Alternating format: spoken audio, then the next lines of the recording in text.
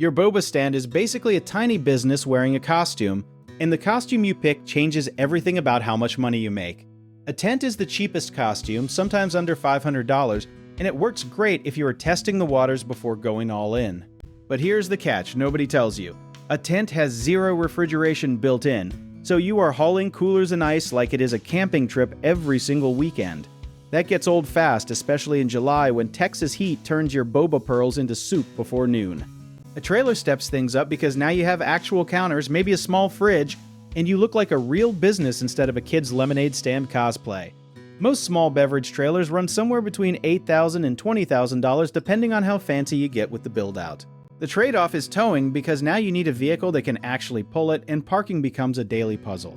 You also need to think about where you store it overnight since most cities are not thrilled about a trailer parked on a residential street. Food trucks are the full costume, the superhero suit version of vendor setups. You get plumbing, generators, sometimes even seating space, but the price tag jumps to anywhere from $50,000 to $150,000 depending on condition. Here is something people forget.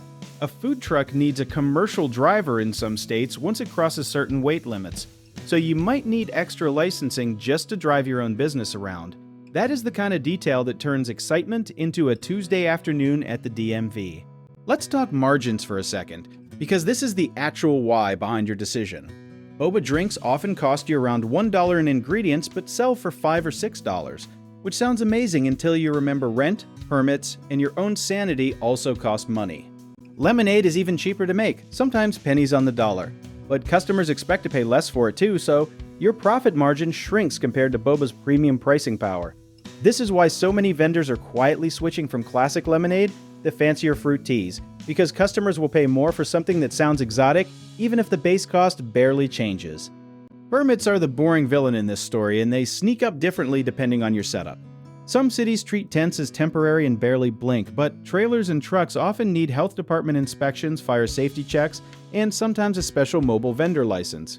Think about your actual schedule before falling in love with a shiny food truck. If you are only doing weekend farmers markets and birthday parties, a trailer or even a sturdy tent setup might make more sense than a $40,000 truck sitting idle on weekdays. There's also the resale angle, which people forget until it is too late. Trailers and trucks hold value and can be sold later, but a basic tent setup is more like a pop-up tool, useful but not really an investment. Community matters more than people expect too, because event organizers often prefer trucks and trailers since they look more professional and draw bigger crowds. That perception alone can get you better event slots, which means more sales days throughout the year. So here is the honest truth. There is no universally correct choice, just the right tool for your current size and goals. Start small if you are unsure, scale up once you know your numbers, and never let the shiny truck fantasy outrun your actual sales data. If you want help thinking through your setup, your permits, or your pricing strategy, do you want to learn more about our company? Check out our links in the description.